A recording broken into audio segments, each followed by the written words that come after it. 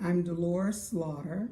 I'm Pastor John T. Slaughter's mother, and I would like to share a vision that the Holy Spirit gave to my mom in 1968. It starts out with my husband and me. We lost our daughter in 1966. She was 3.5 years old, and it was devastating. We had no other children, and we wanted children, so it took us up until 1969 to have another child. But the story goes, we were on a cottage in Ohio River, on the Ohio River. And when we got there, the cottage wasn't clean and we didn't want to stay. So we had planned to stay the whole weekend.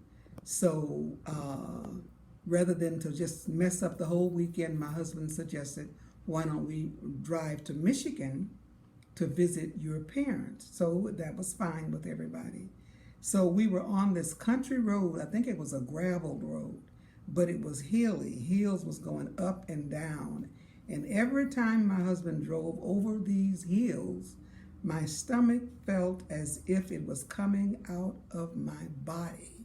I would have to go because I just couldn't take going over the hills, and nobody knew why.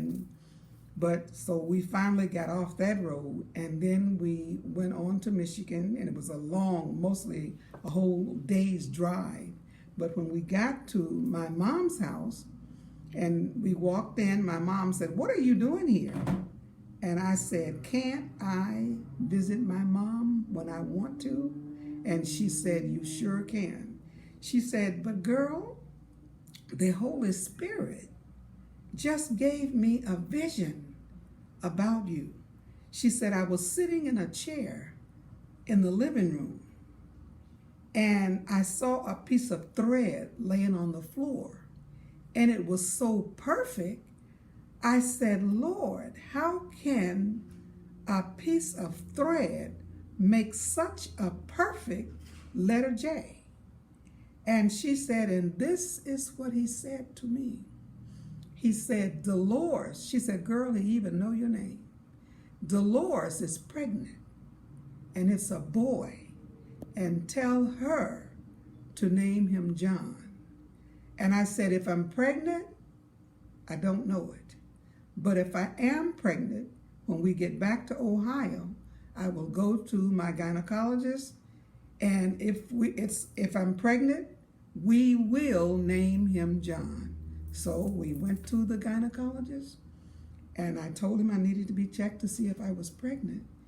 And when he checked me, he said, "Well, you are."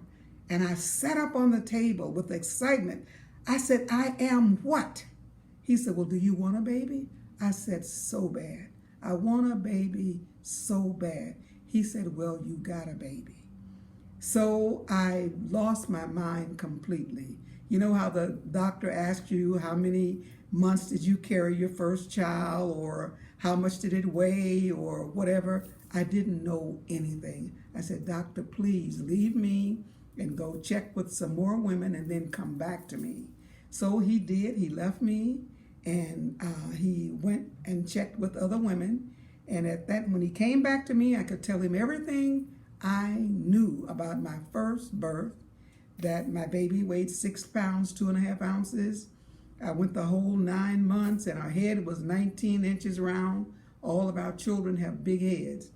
And so when we came back, the doctor told me all of that. And then finally, I went in labor. And when I went into labor, I was excited because I went to the hospital on my daughter's birthday that I had lost. And I'm just thanking God that he had given me my daughter back, because that was our prayer. Lord, give me my daughter back. And I didn't mean another daughter. I meant that daughter. Give me my daughter back. So I gave birth, and the baby's head was so big until they had to use forceps to get the baby out. But my husband finally came into the room, And I said, Harry, what was it? What is it? Knowing that he was going to tell me that it was a little girl. But he said, it's a handsome little boy. And I said, oh, and I'm not going to tell you what I said. But, and everybody laughed about that now. And they said, how does John feel when you said you were disappointed in the name and the baby? And I said, he laughs about it because he knows he is so loved. And I gave birth and brought him home. And it was something about him in the hospital.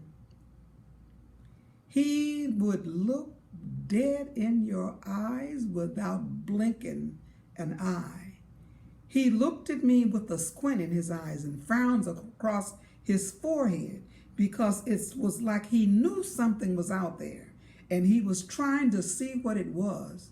And then we brought him home, and after we got him home, when I would take him to church, and he couldn't stand by himself, he would hold my knees and I would hold his hands, but he had to stand up on the floor. And my mom always said he wanted to stand up in the church because that's that preacher in him. She always said that God wanted him to preach the word, but I never would let her tell him that, because if he needed to preach the word, I wanted God to speak to him and tell him that he needed to preach the gospel. So one day when he was up at Ohio State, before he left home going to Ohio State, I said, John, one day you're going to be known as John, not Todd. In Dayton, Ohio, we all called him Todd because I wanted a son named Todd, but that wasn't what the Holy Spirit said. So finally, after he was leaving for Ohio State and we went to visit him, everybody was calling him John. And when we would say Todd, they would like, who is Todd? And they said, oh, that's what they call him back home. He moved to Raleigh, North Carolina. Everybody know him as John, not Todd. And right now, I am sorry that I ever put Todd in his name, and I'm trying to start calling him John because he is John, and that's his name.